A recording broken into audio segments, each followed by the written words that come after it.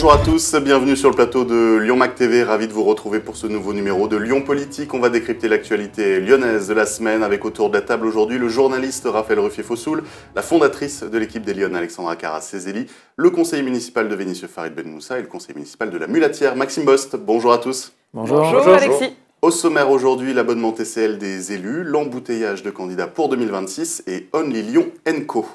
C'est l'info embarrassante pour nos amis élus de la métropole de Lyon et du Citral. Tous ceux qui le demandent peuvent bénéficier d'un abonnement TCL à 6,40 € par an, alors que pour un usager lambda qui paye plein pot, c'est plus de 800 €. La métropole a refusé de communiquer le nom de tous les élus qui jouissent de cet avantage, qu'ils soient de gauche comme de droite, mais on sait que Bruno Bernard et Grégory Doucet en font partie.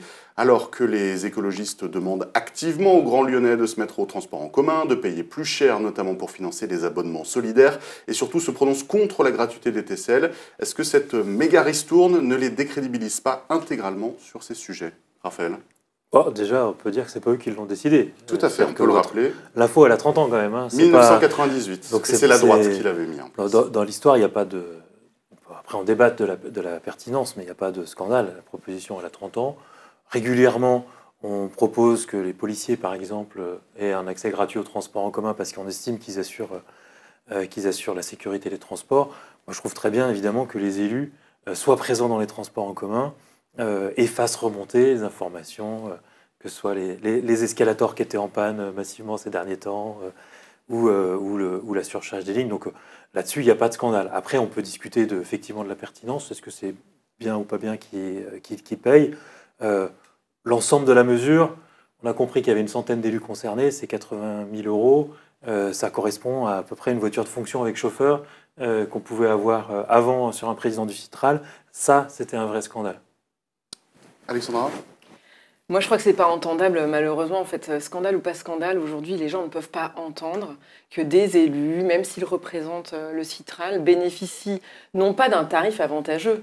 En fait, ils bénéficient de la gratuité. Une forme de gratuité, oui. Une forme de gratuité, parce que les 6,40 €, en fait, ça correspond à quoi? Ça correspond au prix de la gestion de la carte annuelle. Aujourd'hui, c'est pas entendable que des élus bénéficient de ça. Qu'ils aient un avantage à 50%, pourquoi pas? Mais évidemment, il faut revoir le logiciel.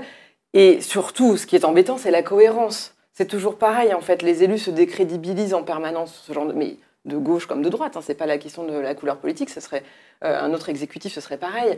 C'est la cohérence. On peut pas dire aux Lyonnais, aux Grands Lyonnais, dans un sens, prenez les transports en commun, on est contre la gratuité, le maire de Lyon ayant quand même ajouté, quand on a les moyens de se payer un abonnement, il faut qu'on se le paye, et lui-même ne pas devoir s'en affranchir. Donc c'est encore une fois la cohérence qu'il faut remettre un petit peu à l'ordre du jour chez nos élus. Farid? Bon, pour la sécurité, je pense que Grégory Doucet, il est nul en Krav Maga, donc il ne va pas nous servir à grand-chose. Après, avec des salaires à plus de 6 000 balles d'indemnité, etc., je pense qu'ils peuvent se payer une carte de bus.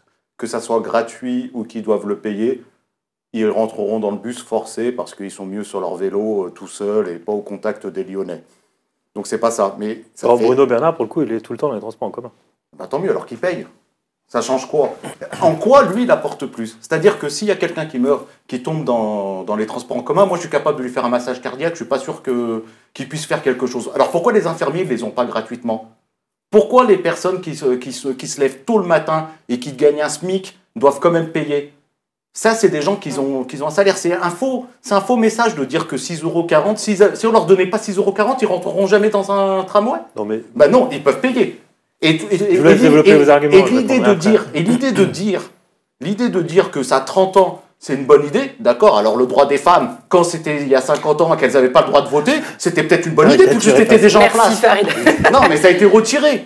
Donc au bout d'un moment, quand on voit des stupidités dans les lois, on les retire, on les maintient pas. Et surtout, on sort les noms. Parce que s'ils ne le sortent pas, c'est qu'ils ont honte. Sans doute la mairie communiste, elle est remplie de gens qui ont des transports en commun à 6,40 €, mais qui ne le disent pas, etc. Et déjà, on n'a plus de gauche. Alors que ça soit réglé. Il n'y a plus de gauche depuis longtemps. Depuis qu'ils ont été élus, ils sont contre la mixité sociale en milieu scolaire. Ils sont contre les transports en commun gratuits. Ils sont pour la ségrégation par l'argent en centre-ville avec la ZFE, la zone à forte exclusion, comme ils disent les mecs de droite. Contre les commerces à prix raisonné, parce qu'on leur dit on va leur mettre un Aldi. Ils sont Aldi, c'est quoi? Ils sont pas au courant, c'est pas du bio, on met des vracs à 12,50 balles. Ils sont pour les expulsions des enfants à la rue. Être de gauche à Lyon, ça devient rapidement être de droite. Gérard Collomb, il était de gauche quand il est arrivé. Hein. En 5 minutes après, il tenait des discours de droite. Je pense qu'il y a un truc. Tu mets un pied dans la mairie ou un pied dans la métropole, transformation. Non, mais c'est une honte, ce truc. Mais on va laisser Raphaël répondre et après on entendra Maxime Bost.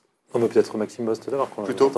Allons-y. Moi, je pense que c'est plutôt un problème de symbole. C'est-à-dire qu'au moment où on demande aux grands Lyonnais et aux grandes Lyonnaises de faire des efforts sur les abonnements TCL, effectivement, découvrir que ceux qui demandent de faire des efforts ne se les appliquent pas d'abord à eux-mêmes, c'est une vraie problématique. Et en fait, là-dessus, finalement, là où ils déçoivent, c'est que quand ils ont été élus, ils se sont présentés en voulant amener des nouvelles méthodes et en fait on se rend compte que finalement ils sont exactement comme ce qui se passait avant, qu'ils n'ont rien changé dans ces choses-là. Des méthodes de 30 ans a priori. Et voilà, des méthodes de 30 ans. Et que là pour le coup c'est dommage parce que symboliquement ça va leur faire très mal, et je dis bien symboliquement, alors qu'ils auraient eu l'occasion d'être justement ceux qui remettent en cause ce genre de choses et là pour le coup ils auraient incarné ce qu'ils prétendaient vouloir incarner. Mais alors est-ce que le sujet ne va pas faire pchit parce qu'au final la droite ne s'en est pas emparée? Peut-être déjà parce que c'est eux qui l'ont mis en place il y a 30 ans, et puis peut-être parce qu'il y a aussi des élus qui en profitent également de cet abonnement à 6,40 €. En fait, je ne suis pas du tout d'accord avec la tournure de ce débat. Sur le principe, en fait, je trouve que c'est une mauvaise idée. Je préfère que les élus payent le même tarif que tout le monde, parce que ça permet aussi à un élu de se rendre compte des tarifs des uns des autres. Donc je suis contre les avantages fiscaux pour les élus, etc.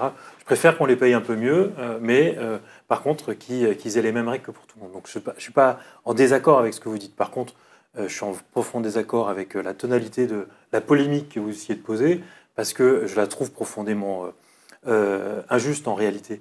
Vous dites, il faut une liste des gens qui profitent des transports en commun. Moi, je veux dire, ce que je vais trouver, la liste qui m'intéresse, c'est ceux qui ne sont pas abonnés aux transports en commun. Parce que ça, c'est scandaleux. Parce que c'est-à-dire que quand on est élu à la métropole, on gère justement l'essentiel du budget qu'on a à gérer, c'est les transports en commun. Et je trouve que c'est souhaitable que les élus utilisent les transports en commun.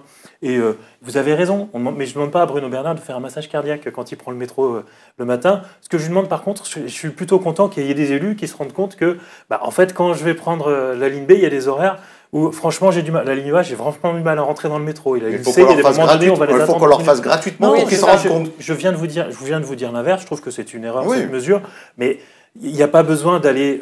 Là après, vous faites de l'opposition politique sur les écologistes. C'est une mesure qui a une trentaine d'années. Il y a des avantages comme ça qui restent. Ils ne pouvaient pas revenir dessus. Non, mais la question, est-ce qu'ils pouvaient revenir dessus? Oui, ils pouvaient. Donc ils ne sont pas revenus dessus. Donc ça les intéresse.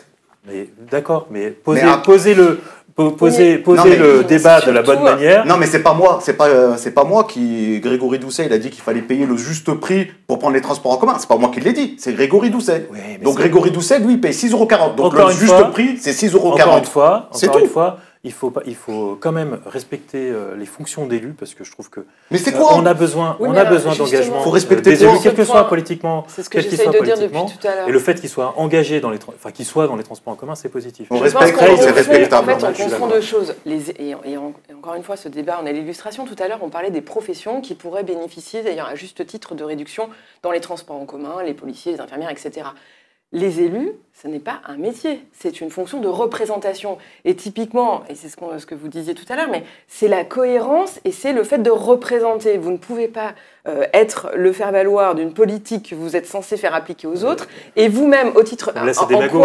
Évidemment, c'est pas du tout des magots. Non, c'est un exemple. En quoi le président de la métropole ou les élus ne peuvent pas se payer un abonnement au Citral? En sachant c'est pas la question. Mais si, c'est la question.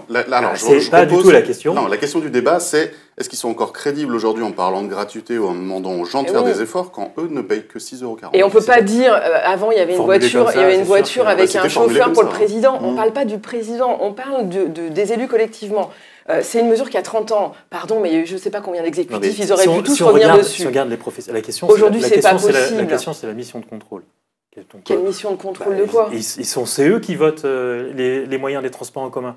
Donc que les élus, ce qu'on souhaite que les élus soient dans le transport en commun, à regarder comment ça fonctionne, je trouve que c'est souhaitable. Ils peuvent payer leur ticket. Oui, je suis d'accord, ils peuvent payer leur ticket. Ils devraient. Encore une fois, je vous dis pas autre chose. Que les employés du Citral bénéficient de 50% de prise en charge de leur abonnement, comme les employés dans les entreprises où il y a des conventions collectives. C'est normal. Un scandale d'élus, c'est quand les élus avaient des voitures de fonction alors qu'ils siégeaient au Citral. Là, moi, je parlais des salariés du Citral qui bénéficient d'un accès sur les transports en commun, comme la SNCF, comme Air France en son temps.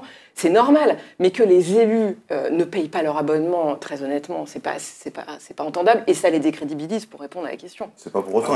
Ils votent aussi les subventions pour les prisons. On leur demande pas d'aller faire un séjour là-bas, même si certains y vont beaucoup. Mais bien sûr que si, qu'on demande aux parlementaires d'aller voir en prison comment ça se passe. Ils vont se promener, ils y restent pas. Bah, heureusement. Ils y restent pas. Mais moi, je trouve qu'effectivement, c'est souhaitable que les élus de la République aillent en prison, voir partout dans les lieux de privation de liberté, comment ça se passe concrètement, comment l'argent public est dépensé et est-ce qu'il en manque pas. Je pense qu'il y a des personnes qui ont plus nécessité à avoir des abonnements à 6,40 € que ceux qui ont des grosses indemnités et souvent des emplois ensemble. Moi, je préférais qu'ils se tournent vers des villes comme Montpellier, je crois, ou je ne sais plus quelle autre ville qui se passe en France, où il y a une gratuité, où ça sert à toute la population. Là, ils pourront tous le remarquer tous les jours, et leurs électeurs le verront aussi. C'est un autre débat. Oui, c'est un autre débat. Mais c'est une forme de gratuité, 6,40 €, on est dessus. C'est une gratuité sur les indemnités. Et surtout précisément, des élus qui ont revendiqué le fait d'être contre une gratuité, mais qui se l'appliquent à eux-mêmes, c'est sûr que l'exemple n'est pas donné. Les Lyonnais ne peuvent pas comprendre. Et là, on ne peut pas leur donner tort. Allez, je vous propose qu'on passe à notre deuxième sujet, l'embouteillage de candidats officiels et officieux pour 2026 dans nos contrées. Pas une semaine ne passe finalement sans que quelqu'un décide de se lancer à la conquête de la ville ou de la métropole de Lyon. On peut faire un rappel exhaustif pour la mairie, je vais sûrement en oublier. Grégory Doucet, Pierre Oliver, Béatrice de Monti, Anaïs Bellois Chérifis, Sandrine Runel, Georges Kepenekian, Édouard Hoffmann, Jean-Michel Aulas, Emmanuel Hamelin, Nathalie Perrin-Gilbert, et puis à la métropole, Bruno Bernard, Véronique Sarcelli, Emmanuel Imberton, David Kimmelfeld. Ça fait beaucoup d'hommes, j'en passe et des meilleurs. Alors est-ce que c'est normal parce que c'est la période des négociations et les listes vont finalement s'affiner d'ici septembre ou octobre? Mais si on reste dans cette configuration de gauche et de droite qui sont éclatées, est-ce que ça ne va pas dégoûter les électeurs? Alexandra, je vous vois sceptique. Effectivement, c'est qu'on a bientôt, non, c'est même ça, vous revenez de faire la liste, on a plus de candidats que d'arrondissements à la ville de Lyon. Non, enfin, moi en tous les cas, ce que je ressens au contact des Lyonnais et des Grands Lyonnais, c'est vraiment cette espèce de flou et de gens dont on sent qu'ils sont plus là pour servir leurs intérêts que de servir les intérêts des Lyonnais. Donc les gens, il y a quand même une forme d'exaspération assez conséquente sur le panorama ambiant. On voit bien qu'il n'y a personne, après Gérard Collomb, qui émerge. L'offre politique, elle n'a pas eu le temps de se faire, ou en tous les cas de s'incarner avec des gens qui auraient pris un petit peu des couleurs sur le territoire lyonnais. Donc on sent quand même qu'il y a d'un côté une grande colère, une forme de désespérance aussi très forte sur la situation de ce qui se passe notamment en centre-ville, les fermetures de commerces, etc., les gens qui s'en vont, les familles qui quittent le centre-ville, et c'est pas une vue de l'esprit, c'est malheureusement très chiffré, et c'est très triste de voir la ville de Lyon se dégrader à la vitesse à laquelle elle se dégrade, et de l'autre côté, une absence d'incarnation de gens qui pourraient vraiment dessiner un projet qui donne envie aux Lyonnais. C'est ce que les gens regrettent, c'est ce dont ils ont envie. Après, effectivement, il y a quand même, ils sont nombreux. Espérons qu'il y a quelqu'un qui va finir par sortir du lot et peut-être faire le travail de rassembler et surtout, encore une fois, de proposer quelque chose de consistant pour les Lyonnais et les Grands Lyonnais. Maxime ? Alors pour moi, il y a une distinction à faire entre les candidats officiellement déclarés et ceux qui y réfléchissent très fortement. Enfin, sauf pour moi actuellement, à Lyon, on est à 3 candidats définitivement et officiellement déclarés. Il y a donc bien évidemment Grégory Doucet qui a été le premier puisqu'il a annoncé sa candidature à sa propre réélection dès 2022 de mémoire. Janvier 2022, voilà. Je crois. Voilà, donc ça janvier 2023, pardon. Voilà, donc il avait commencé très tôt. Ensuite, le deuxième candidat à avoir déclaré officiellement sa candidature, c'est Georges Kepenekian. Le troisième, c'est Édouard Hoffmann, il me semble, c'est ça. Et les autres, pour l'instant, ils n'ont rien déclaré d'officiel. C'est-à-dire qu'ils ont annoncé qu'ils y pensaient, qu'ils y réfléchissaient. Certains même, comme Béatrice de Monti, y travaillent. Quelqu'un comme Pierre Oliver est plutôt poussé par les autres. Il n'a pas l'air d'avoir spécialement envie d'y aller pour l'instant. C'est plus ses collègues qui lui disent d'y aller. Voilà, Jean-Michel Aulas... Il n'a pas envie, quand même. Ah, mais je pense qu'aussi il a envie, mais pour l'instant, en tout cas, il le déclare pas. Jean-Michel Aulas, il est plutôt en phase de test. Il réfléchit, il se pose des questions, il tâte le terrain. Donc voilà, donc pour moi, il y a pour l'instant pas une de candidature. Voilà. Et pour moi, c'est plutôt... Vous avez l'air de regretter la démocratie. Non, mais au contraire, alors moi, je le regrette pas du tout. Bien au contraire, je trouve qu'au contraire, c'est une richesse, que ça permet justement d'avoir des profils autour de la table assez différents, des angles de vue assez différents, de poser des questions que tous ne se posent pas forcément. Donc je pense qu'au contraire, c'est une richesse qui est plutôt intéressante, plutôt qu'un problème. Farid ? S'il y a trop de candidats à droite, c'est qu'il n'y a personne qui surnage. Ils en sont jusqu'à sortir des blogueurs comme Hoffmann et des cuisiniers. J'ai vu qu'il y avait des cuisiniers aussi. Oui, c'est vrai. Il y a plein de Christophe Marguin. Le premier qui fait de la cuisine, Fabrice Bonneau, un deuxième. Fabrice Bonneau. Ouais, il y a un deuxième cuisinier qui est arrivé. Donc n'importe qui a un petit peu de... C'est la ville de la gastronomie. Enfin, non, mais quand même. Mais celui à droite qui peut mieux faire la sauce, attention, jeu de mots, ça serait Aulas. Bravo. Donc on verra si... Ouais. Après, Perret-Olivier, il a envie d'y aller, mais là, il est en train de voir que tout s'écroule derrière. Madame de Montil, sans doute aussi. Je vois, ils parlent tous beaucoup, mais à droite, il n'y a personne. Et à gauche, c'est simple. Il y a trop de candidats parce que Europe Écologie, ils ont maltraité leurs alliés depuis qu'ils sont arrivés. Donc ils les humilient, ils les maltraitent. Donc résultat, il n'y a pas de négociation possible. Donc France Insoumise, Nathalie Perrin-Gilbert, tous ces gens-là, ils vont tous partir. Et ils vont se raccrocher à leurs faux alliés comme les communistes, les radicaux de gauche qui pèsent rien du tout, mais qui ça leur permet de rajouter 2-3 lignes sur leur mode de candidature, etc. J'ai vu la dernière fois que le communiste sur Lyon qui parlait, on aurait dit un prof de maths perdu. Non mais c'est incroyable. C'est quoi un prof de maths perdu? Non mais on dirait... Qu'est-ce que vous avez contre les profs de maths? mais avec son vieux blouson, avec de la laine, il était là avec sa grosse barbe, il lui manquait plus que la pipe des années 70. C'est qui ce mec? Benoît. Mais... il existait ce mec. Bien sûr, il existe. Donc il existe, mais il pèse rien du tout. Mais Europe Écologie vont s'accrocher à lui parce que ça sera les seules candidatures qui pourront raccrocher à leur wagon. Parce qu'en face, ils vont tous se présenter et ils vont se compter. Et quand ils vont se compter, les scores ne seront pas intéressants. Vous mettez votre main à couper qu'il n'y aura aucun accord à gauche. Je me mets la main à couper qu'il y aura 3 grosses listes à gauche. Europe Écologie, France Insoumise, Socialiste. Ensemble ou séparés? Tous séparés. Ah oui, d'accord. Et après, des micro-partis qui vont se raccrocher l'un à l'autre pour essayer de donner un peu de forme à tout ça. Mais il n'y aura rien du tout. Pour vous, Raphaël, c'est plutôt bénéfique pour la démocratie qu'il y ait de l'engouement pour ce scrutin. Ce qu'on n'avait pas avant, hein. Là, c'est quand même assez inédit, autant de candidats déclarés. Il faut quand même le rappeler, les fonctions d'élus, il y a des fonctions qui sont très visibles, mais enfin derrière, il y a énormément de fonctions qui sont très peu indemnisées, ou voire pas du tout indemnisées, et qui font un travail absolument énorme, qui font d'ailleurs économiser énormément d'argent en termes de services publics, parce que le petit élu d'arrondissement, qui est à peine indemnisé et qui va connaître toutes les associations de son quartier dans son domaine et puis faire passer l'information, ramener les gens au bon nombre de guichets. L'indemnité d'un élu d'arrondissement? C'est une vraie question. Un conseiller d'arrondissement, c'est 0. Et un adjoint d'arrondissement? Un adjoint d'arrondissement, c'est quelques centaines d'euros. Je crois que ça va être entre 400 et 500. D'accord. Donc c'est pas grand-chose. D'accord. Moi, j'entendais 1500 euros. Et puis quand on regarde, ça là, c'est quand on arrive aux fonctions à la mairie centrale. Et à maire d'arrondissement, on est à autour de 2000. Plus, maire d'arrondissement. Il faut que je mette mes chiffres à jour peut-être, enfin on est quand même dans ces ordres de grandeur-là. Clairement, ce sont des... Alors c'est pas dire qu'il n'y a pas des gens qui sont plus investis pour leur intérêt personnel, mais enfin globalement, il y a énormément de gens très courageux qui s'investissent en politique. C'est un vrai travail. Encore plus d'ailleurs quand on s'éloigne du centre-ville. Plus on va dans des communes de petite taille, plus il y a de gens investis pour la société. Puis on dit beaucoup... qu'il y a une crise de la démocratie, que les gens veulent plus se présenter, etc. Donc, du coup, il faut aussi renvoyer une image positive de ce courage-là, de cet engagement-là, parce que nous en a besoin. Notre démocratie, notre société en a besoin. Et que dans une campagne électorale, à 1 an des élections, les électeurs, ils n'y sont pas encore. Les électeurs, ils peuvent exprimer de ras-le-bol sur des sujets, des impatiences sur d'autres, des envies. Enfin, ils ne sont pas encore à savoir qui ils vont choisir comme maire. Donc c'est normal. Non, mais je pense qu'il y en a beaucoup qui aimeraient que l'élection soit ce dimanche. Dans les électeurs, je ne sais pas. Oui. En tout cas, sur les électeurs, d'habitude, ils répondent aux questions au moment où on les pose. Et il n'y a pas d'élection là. Je ne suis pas sûr qu'il y ait une impatience à ce qu'il y ait une élection. C'est important qu'il y ait aussi un temps de campagne. Parce que il y a des candidats qui se présentent dont on entend parler comme à Jean-Michel Aulas. Est-ce que Jean-Michel Aulas, il râle dans sa bagnole ou est-ce qu'il a un vrai projet pour sa ville? Pour l'instant, faut lui laisser le temps de faire ses propositions, de voir si ça peut plaire aux Français, aux Lyonnais. Moi, je trouve qu'on est dans le temps normal d'une campagne électorale. Ce qui est réjouissant, au contraire, c'est qu'il y a des propositions qui émergent. On sait très bien que quand on est à 1 an, effectivement, ça paraît complètement éclaté, puis qu'à un moment donné, ça va se recomposer. Mais il faut reconnaître que c'est inédit, parce que c'est la première post-Collomb, et que Gérard Collomb avait quand même cette capacité, alors, soit à rassembler, ou en tout cas à couper les têtes qui dépassent. C'est pas si inédit que ça, parce que vous parlez de division de la gauche. Je vous rappelle que la gauche était présente sur 3 listes la dernière fois aussi.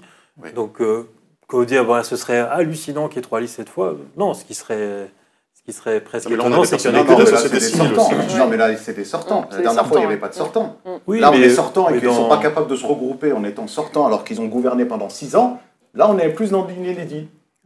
Oh, c'est classique aussi hein, que dans une... Et puis c'est plutôt ça, en fait, encore une fois, qu'il y a des gens qui, au sein d'une majorité, ont envie d'exprimer une nuance, une divergence, une orientation un petit peu différente, et puis puissent la présenter. Enfin, c'est-à-dire que peut-être qu'électoralement, ce n'est pas le meilleur des calculs, mais en tant que citoyen et observateur de la vie politique, on est plutôt content qu'il y ait une offre de qualité qui soit faite aux Lyonnais et qu'ils puissent choisir. Maxime, pour conclure. Eh ben, moi, je pense que là, on est à la période du débat, en fait, du débat démocratique. La multiplication des candidatures, ça permet aussi d'apporter des questionnements, des propositions. Après, il ne faut pas oublier que Lyon, c'est quand même une élection très particulière. Il faut quand même sortir 220 noms pour arriver à faire des listes. 221. Voilà, 221, c'est quand même beaucoup. Il faut des moyens financiers, il faut un engagement fort. Et là, derrière, sur la multitude des candidats, tous ne pourront pas et de loin à atteindre ce niveau-là. Donc après, il y a les candidats sérieux, c'est-à-dire ceux dont on sait qu'ils ont les moyens de le faire. Donc Grégory Doucet parce qu'il est sortant, ceux qui ont des gros partis politiques derrière eux, on peut l'imaginer. Des candidats comme Georges Kepenekian qui ont déjà été candidats, qui ont de quoi rassembler et de quoi réunir des équipes. Donc ça, pour moi, c'est les gros candidats. Et après, il y a les candidats potentiels qui sont en train d'essayer de créer des mouvements, comme Édouard Hoffmann, comme Christophe Marguin, qui, eux, ont besoin de partir en partant de zéro, d'essayer de rassembler largement et pas forcément facilement. Juste sur un chiffre, je voulais répondre, c'est que 220 sur une ville qui a 500 000 habitants, en fait, c'est pas grand-chose. C'est-à-dire quand vous regardez dans les communes qui ont parfois quelques centaines d'habitants, ou faire une liste de 5 personnes, ça fait une part de la population à trouver qui est à engager beaucoup plus importante. Oui, mais d'un autre côté, par rapport à avant, il faut regarder aujourd'hui les effectifs des partis politiques dans une ville comme Lyon. C'est plus grand-chose. Je veux dire, on n'est plus à l'époque où chaque parti politique avait plusieurs milliers de militants mobilisables et pour qui il était facile du coup de faire une liste par défaut. Ce qui fait que ce qui marche dans les communes plus petites, c'est que ce ne sont pas seulement des gens engagés dans les partis politiques qui s'engagent. Je peux même en témoigner à la Mulatière. Et simplement, quand vous voyez la galère que c'est pour tenir les bureaux de vote, faire le dépouillement, etc. Alors si en plus il faut s'engager derrière pour être conseiller d'arrondissement, c'est encore plus compliqué. Hein.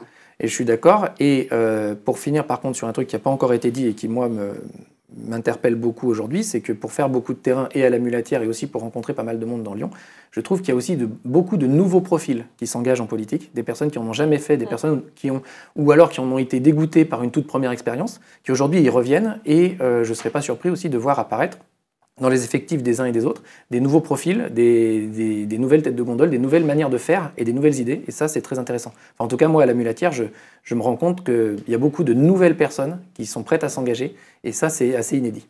Question technique. Est-ce qu'on peut se présenter qu'à une mairie d'arrondissement ou il faut sortir des listes pour toutes les mairies et faire un truc central? Alors, attendez de savoir comment la loi va être votée ou pas. Mais aujourd'hui, on peut faire juste un arrondissement. On peut faire qu'un arrondissement, donc on n'est pas obligé de faire 221. Non, mais ça sert à rien d'être maire du 4e arrondissement. Si, moi je voudrais bien être maire du 4e arrondissement. Si je me laisse la gâche là-bas. Tu es candidat? Et ben voilà une candidature de plus. Non, mais c'est un truc intéressant quand même, c'est d'être. Je suis pas sûr. Hein. Bon. Ça se discute. Ça se discute. Ouais, on en discutera une prochaine fois. Je vous propose qu'on termine avec cette délibération qui sera votée soit lundi, soit mardi prochain au Conseil métropolitain et qui va concerner Only Lyon & Co. Rien à voir avec l'Office de tourisme. Only Lyon & Co, c'est le nouveau nom de l'ADERLI, cette structure qui était chargée de favoriser le développement économique de l'agglomération, notamment en attirant de grosses entreprises. Sa subvention annuelle de fonctionnement va perdre 10% en 2025. Elle va passer de 3,34 à 3 millions d'euros. Déjà en 2021, la subvention avait été baissée de 5% par Bruno Bernard. Alors, est-ce que les écologistes touchent à la seule structure intouchable ou bien est-ce que l'état de grâce est fini? Et Farid me fait signe que je me trompe. Non, c'est pas ça. C'est que moi, j'ai fait tout mon truc sur Only Lyon, l'Office du tourisme. Donc voilà. Nickel. Bon débat. Pas du tout au courant du reste. Vous rebondirez. Alexandra. Alors, moi, j'ai lu la délibération, contrairement à Farid, du coup. Ouais. Alors, deux choses. La première, évidemment, faire des économies de fonctionnement. Hein, là, on baisse sur le fonctionnement. C'est normal, à l'heure où il faut faire des économies. Évidemment, c'est normal que tous les budgets soient passés au tamis des économies. En revanche, là où ils sont cohérents, il faut reconnaître, c'est sur l'ensemble de la politique qui est mise en place. Oui, c'est une politique qui vise à faire moins, c'est une politique qui n'est pas pour le développement économique, en tout cas pas pour le développement économique et l'attractivité telle qu'on l'entendait précédemment, et qui sont plutôt sur une logique avec des critères. Je les vois dans les axes de développement de l'agence, de cette nouvelle agence économique. Il y a effectivement faire plus avec moins, s'inscrire dans le développement durable, mettre des critères qui sont en phase avec la politique qui est menée par ailleurs, c'est-à-dire la ville du quart d'heure, en phase avec le type d'entreprise et le type de commerce qu'on veut voir se développer. Donc, il y a une forme de cohérence et bien sûr qu'on est sur une logique de décroissance. C'est la politique qui est prônée à la fois par l'exécutif à la métropole de Lyon et à la ville de Lyon. Donc il y a une ligne conductrice. Qu'il y ait effectivement des économies de fonctionnement, c'est assez logique. Quand on cherche à attirer des entreprises, on n'est pas dans la décroissance. Mais... Non, c'est précis. En fait, dans la délibération, vous avez vraiment tous les axes de travail qui sont donnés, la feuille de route qui est donnée à l'agence, et clairement, on est sur, mais de la même manière que sur le volet touristique, on est sur du tourisme de proximité, pareil sur l'économie, on veut attirer des talents ou attirer les entreprises, mais à condition qu'elles remplissent un cahier des charges avec beaucoup de critères, et ces critères... Oui, décroissance, ce serait de vouloir chasser des talents des entreprises. Non, la décroissance, c'est de faire moins, c'est nécessairement... Pour le coup, moi je suis plutôt persuadé qu'ils sont dans une stratégie de décroissance. Parce que, pour le coup, il y a une vraie cohérence dans leur politique à ce niveau-là. Non, mais alors c'est de moins en moins assumé, mais il ne faut pas oublier qu'au début du mandat, il y avait le fait de vouloir déconcentrer Lyon, la victoire de la nature sur le béton, la victoire de dédensifier Lyon, ça avait été annoncé quand même. Et il faut rappeler que pas plus tard que l'année dernière, donc dans la stratégie d'aménagement du territoire et du logement de la ville de Lyon, le premier paragraphe entier explique que le problème de la ville de Lyon, c'est son attractivité, qui attire trop d'emplois et qui attire trop d'enseignement supérieur et de recherche. Donc ça, c'est clair. Et trop de touristes étrangers. Voilà. Mais alors, pour le coup, dans le document dont je parle, on ne parlait pas des touristes, on parlait vraiment de l'activité. Et donc, non, la vraie volonté de décroissance, même si elle n'est plus maintenant affichée partout, parce qu'il a compris que ce n'était pas si populaire que ça, elle est quand même dans les documents cadres. Et pour moi, la diminution de cette subvention à l'ex-Aderly, ça continue dans cette logique-là. Pareil, exit depuis le début du mandat la volonté d'attirer, comme on le faisait avant, des grandes entreprises internationales. On a quand même réduit la voilure, voire même on a conseillé à des entreprises internationales qui réfléchissaient à s'implanter à Lyon d'essayer peut-être plutôt Saint-Étienne, d'essayer peut-être plutôt ailleurs. Autant dire que les entreprises qui venaient ont été très surprises de l'accueil et sont plutôt parties à Toulouse que de rester dans le secteur. Et ça, c'est des sources... que j'ai croisé avant de me permettre de le dire. Donc non, pour moi, il y a une vraie logique, de moins en moins assumée publiquement, mais toujours dans les documents cadres, en tout cas, elle est là. Et en tout cas, il suffit de lire la délibération pour finir de s'en convaincre. Après, il y a un fort développement économique, commercial, etc. Mais pas à Lyon. Tout autour, à Villefontaine, à Saint-Priest. Leur zone commerciale, elle est extrêmement développée. Oui, mais ça, c'est le fruit du maire local, c'est pas le fruit de la politique de la métropole. Là, l'ambiance, elle est vraiment... On change d'ailleurs, c'est inscrit dans le délibéré, le début de la délibération, c'est inscrit comme une volonté, c'est-à-dire... Et un autre point à préciser, c'est qu'il est intéressant aussi de se pencher sur les chiffres de l'INSEE, sur les créations d'entreprises.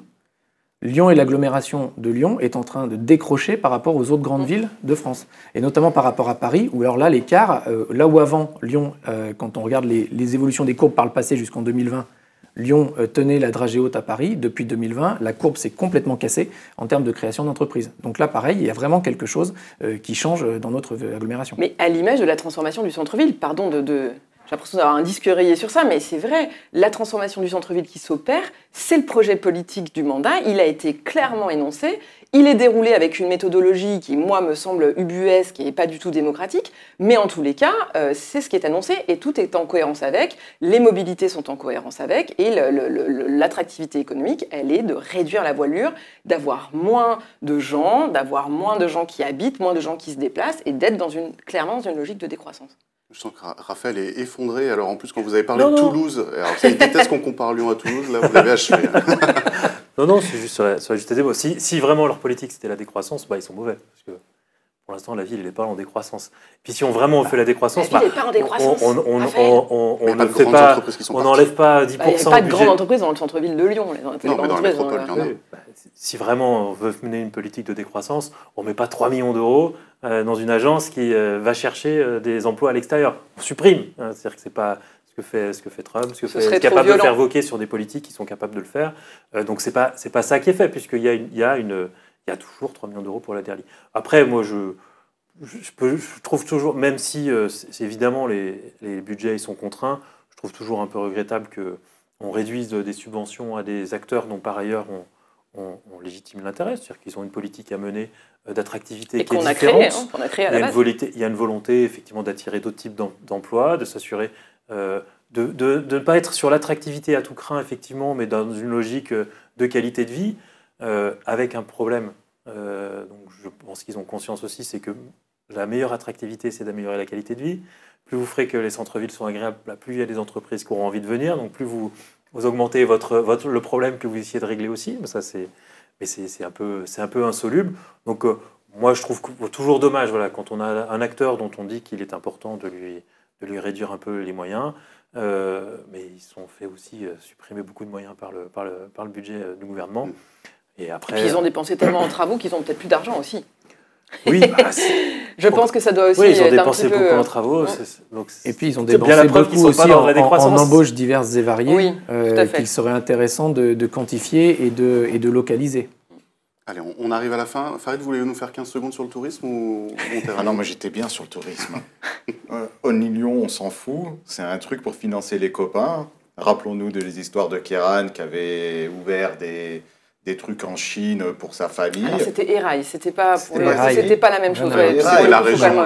C'était la région. J'ai mal travaillé. Allez, bonne journée. Bon, on termine là-dessus. Merci de nous avoir suivis. N'hésitez pas à nous faire part de vos retours. L'actualité continue sur lyonmac.com. On se dit à la semaine prochaine.